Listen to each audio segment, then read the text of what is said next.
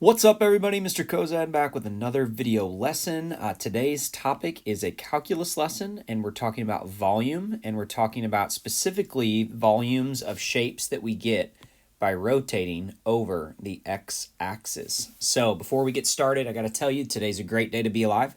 I hope that you're in a good place. I hope that you're excited. Whether you found this video by accident or on purpose, I'm happy that you're here, and I hope that you find it helpful for you. So what you're going to need to be successful today is you're going to need something to write with and something to write on, and a good attitude. If you got those three things, let's jump right in. Here we go. Calculus volume rotating over the x-axis. Okay, so the first problem that we see, we're going to do 4 problems together today. Okay, number 1, sketch the figure and find the volume when given the area is rotated about the x-axis. Now, this is important, the fact that it's over the x-axis. There will be a second video that you can go watch on what you do if you rotate across the y-axis, okay? So the first step here is to draw a graph of this function. Okay, so I am going to draw I've got a coordinate plane here. Let's do it like this, where we have our y-axis and our x-axis, okay? And we're going to draw these curves, okay? So curve number 1 is y equals x squared, which we should all know is a parabola, and that ends at the line x equals 2, okay? And we're also given that the line y equals 0. So here's what we're doing. Pay close attention to this, because I'm going to illustrate for you the best I can what's actually happening in this picture, okay? So what we're going to do here is we're going to take this and we're going to rotate this curve across the x-axis. We're going to take it and we're going to rotate it, okay? So when I do, let me first illustrate this shaded region here. This is the region that I'm going to rotate across the x-axis.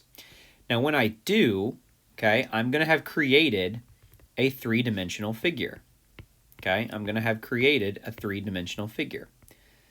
That's going to almost, I'm going to try, like I said, my best to show you what that shape looks like. Okay, so we've got a 3-dimensional figure that's been rotated across. So we've got this volume of this really weird looking shape. It's sort of like a cone, but cones don't have curved sides over here like this. So what we're going to do is we're going to find the area by finding the area of a cross section. Okay, this is just like what we did when we did volume by slices. Okay, but here we're doing volumes by rotations. So what I'm going to do is I'm going to illustrate for you one of these cross sections. Okay, so this is what one of the cross sections is going to look like. Okay, here's a cross section. It's one of many. So it's going to actually be a circle, okay, that is solid. Okay, we shade all the way through it. And we call this shape a disc. We call this shape a disc. That's going to be an important word. It's one of the. It's either going to be a disc or a washer. We'll see washers in a few problems from now. But notice that that is going to be a solid disc. If you're like, well, how do you know it's solid? Well, if you look at the rotation, there's no space in between the x-axis. The x-axis is actually part of the shaded region. If I rotated this piece over the x-axis, okay, there'd be no space in the middle, so it's a solid disc. So the question that you have to ask yourself next is, how do I find the area of a solid disc? Okay, well, a circle's area is pi r squared.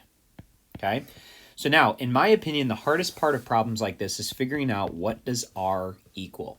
Okay, what does r equal? So what I would do is I would go and look at the cross section that I drew and realize that the radius is going to be this distance right here. Okay, look at how I updated my picture. The radius is that distance right there. So when we were doing a volume by slices, okay, we realized that to find this length here, this length right here being the radius, I need to figure out, okay, what is the y value when I use this as my x? So essentially, this radius is going to equal y, where y in this particular problem equals x squared. Remember that no matter where you stop, the radius is going to be changing because every cross section is going to have a different radius. Okay, but to find the length of that radius, you're going to use the function y equals x squared, because that's what was defined for us in this problem, okay? So we plug that into our area formula. So we have the area is pi times x squared squared, which equals pi x to the fourth. And that is what we're going to integrate, okay? So we're going to integrate that from, look at your bounds. Your lower bound was where x begins, and where the x value where the shaded region stops. So that is pretty clear for us. It starts at 0, ends at 2. Remember, that was one of the bounds in the original problem. It ends at 2, okay? So we're going to integrate this from 0 to 2, and the function that we're going to integrate is pi x to the fourth with respect to x. Now, this is a pretty easy integral to evaluate. It's going to be pi times 1/5 x to the fifth. And again, we're evaluating that from 0 to 2. Now, when we evaluate definite integrals like this, okay, we're going to plug our upper bound in and subtract our lower bound. So we plug 2 in for x, and we end up getting 32 pi over 5 units cubed, because we have volume. 32 pi over 5 units cubed. Okay? Let's try another problem. So exact same directions, just this time we've got a different function. Okay, step number 1 is to draw your curve. Okay? So let's draw our x-axis and our y-axis. Okay. X and y. Okay, let's graph our first function here is the square root of x plus 2. So that's a square root function that's been shifted up 2. And then we have the line x equals 1. And we're going between y equals 0. Okay. Oops, I did that wrong. That's actually x equals 4, and x equals 1 would be down here. Okay. So basically the section that we're going to rotate is this section that I'm shading right here. Okay. And again, we're going to rotate this over the x-axis. So when I do that, what I like to do is I kind of like to draw the shape, what it would look like if it was reflected. Okay. Like so. And then at the top, I like to show that there is a little bit of rotation, and maybe drawing a little bit of an ellipse to show that section there. Okay. So then what we want to do is we want to think about, and I like to draw one of the cross sections. Okay. So this cross section, let's think about that. So this cross section is also going to be a disc, okay, a solid disc, because there's no gap in the middle, okay, the x-axis, there's no gap in here, so it's a solid disc. So we're going to approach this just like we did the last problem. So the area of one cross section is going to be pi r squared, because it's the area of a circle, where r equals, okay, we've got to figure out what r equals here. And go back to your picture, and you see that this distance right here, look at what I'm highlighting, this distance right here is going to be the radius. So to find the radius, you need to find this length, or this height, if you will. Okay, so I need to figure out what the y value is at this particular x value. Okay, so the radius here is going to equal y as well. Now for this particular problem, y, we use the function that got us this top curve, which is the square root of x plus 2. So when I evaluate this area formula, I have pi times the square root of x plus 2, that quantity squared. Now, squaring this expression, this binomial, is a little hairy. Okay, it gets into a little bit more complicated algebra. So take a minute and make sure you do that right. Okay, you'd end up getting x plus 4 times the square root of x plus 4. And that's the function that we're going to integrate. Okay, So for my bounds, be careful on your bounds. A lot of people are going to make the mistake and start their lower bound at 0. But remember that this section from the problem is from x equals 1 to x equals 4. Okay, so my lower bound is actually x equals 1, and my upper bound is 4.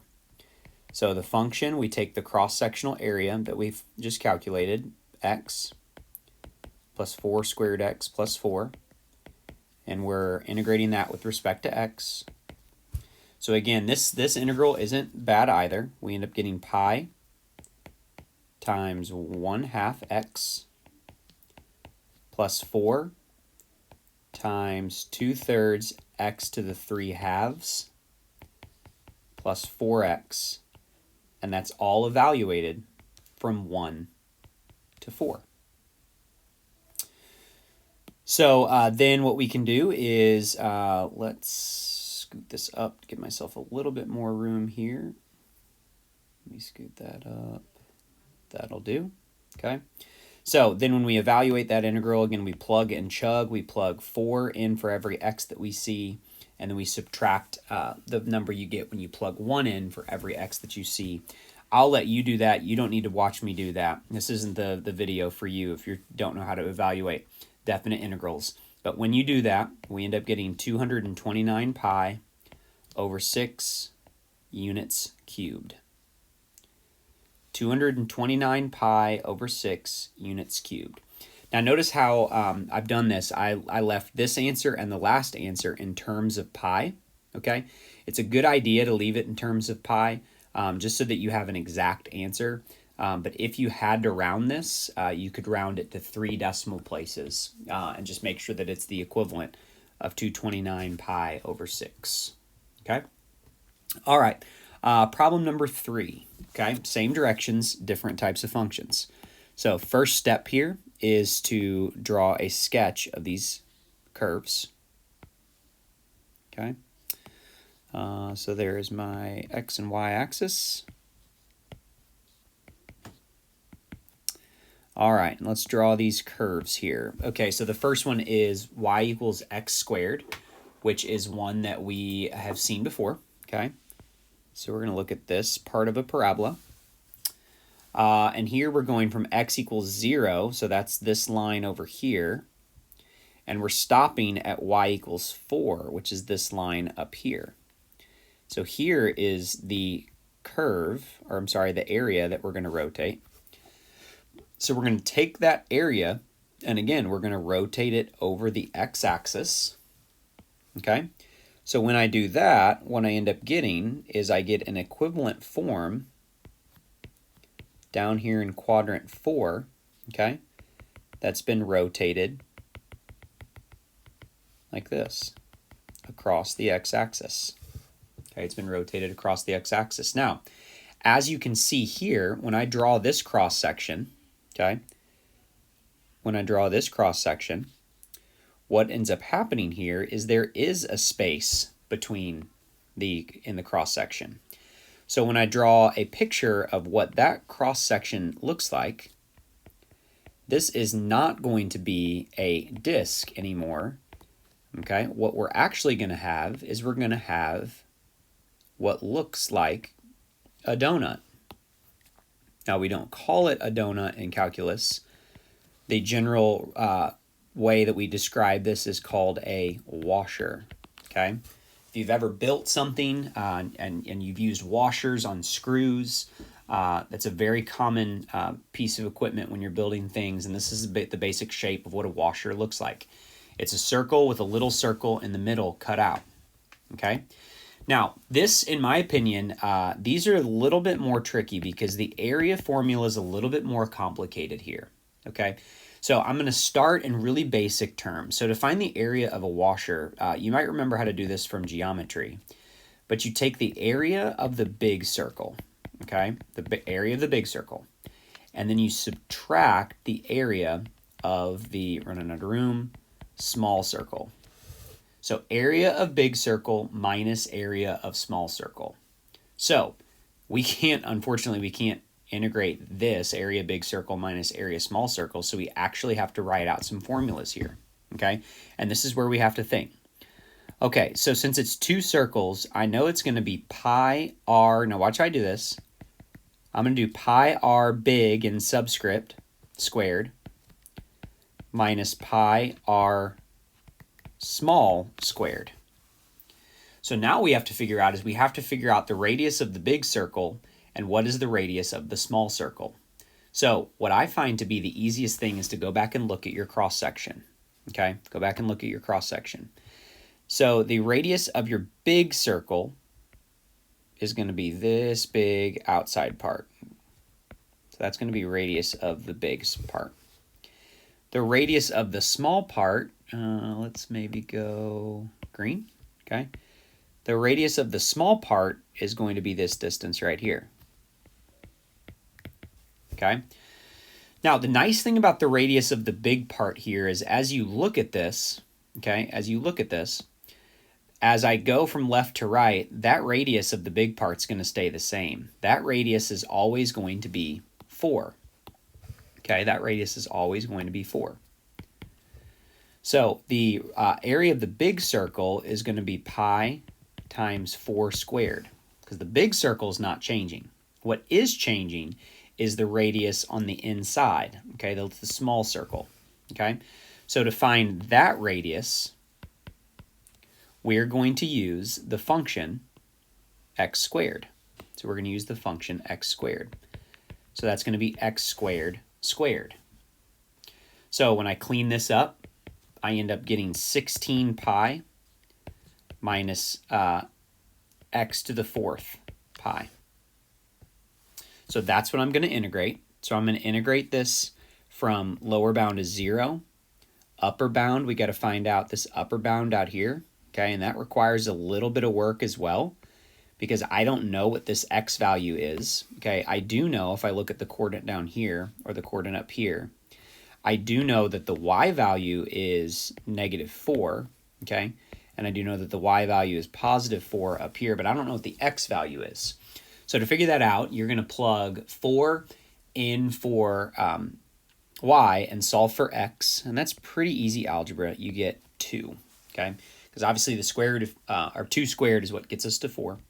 So that's our upper bound. Our upper bound is 2, okay? You might need to go listen to that explanation again, but the upper bound is 2.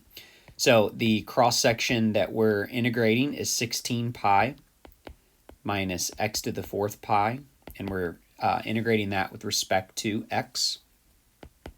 So again, this isn't a super complicated integral to calculate. We end up getting 16 pi x minus pi times 1/5 x to the 5th, and we're evaluating that from 0 to 2. We're evaluating that from 0 to 2.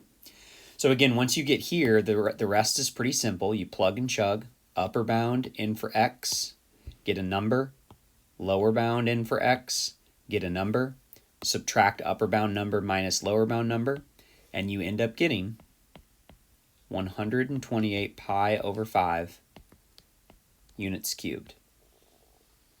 128 pi over 5 units cubed. Again, washer is a little bit more complicated because we have to take the difference of 2 circles, the area of 2 circles. Okay?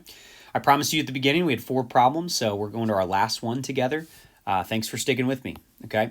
So exact same directions, you know the drill by now. Okay? If you actually wanted to pause the video here and try this on your own, I think that'd be awesome. Give you a good idea of how you're doing on this. If you still feel like you need to see some help, that's perfect. Okay, stay with me. So all I'm doing is I'm graphing these functions. So square root of x looks like this. We're going from x equals 0 to y equals 3.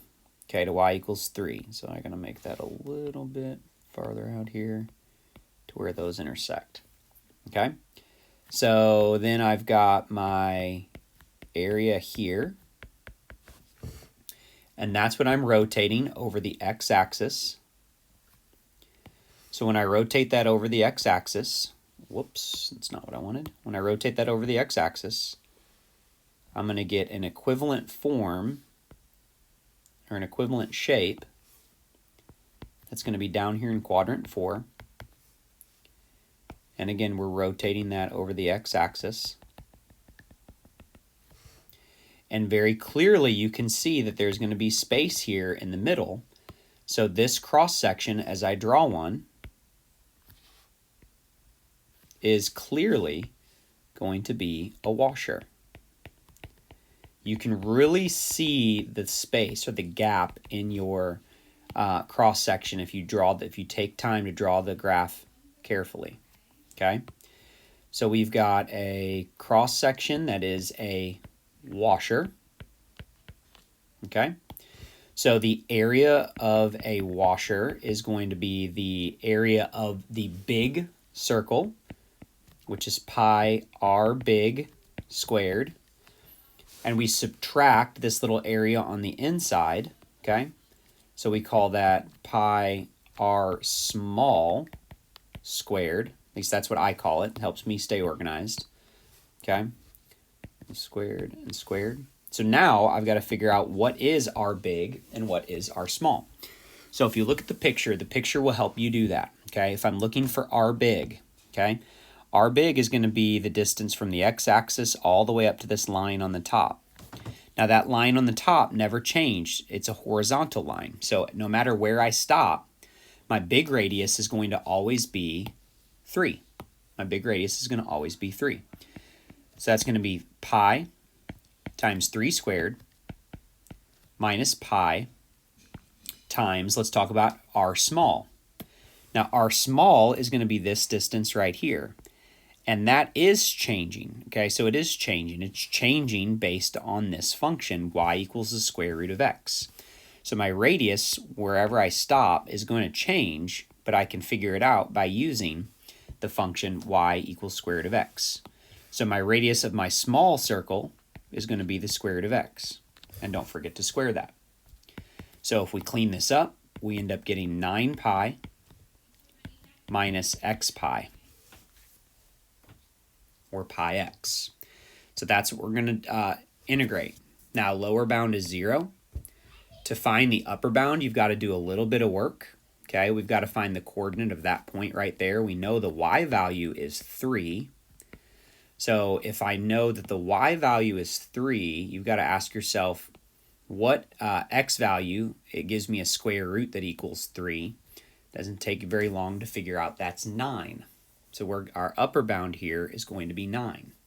Okay, so the function, the cross-sectional area that we just calculated is 9 pi minus pi x integrated with respect to x. So when we calculate this integral, we get 9 pi x minus pi times 1/2 x squared evaluated from 0 to 9. And we are almost done. Now we just have to evaluate this definite integral, plug 9 in for every x you see, and you get 81 pi over 2, and then subtract 0 in for every x you see, which is just 0. So my ultimate area volume here is 81 pi over 2 units cubed. And that, ladies and gentlemen, is how you find the volume when you rotate figures over the x-axis. You're either going to have a disk, which is solid shape, no gap in the middle, or you're going to have a washer, which does have a gap in the middle. Hope you enjoyed it. Hope it was helpful. Come back and watch video number 2 on the same concept, but instead of rotating across the x-axis, and in the next video, we're rotating across the y-axis. Have a great day. I'll see you.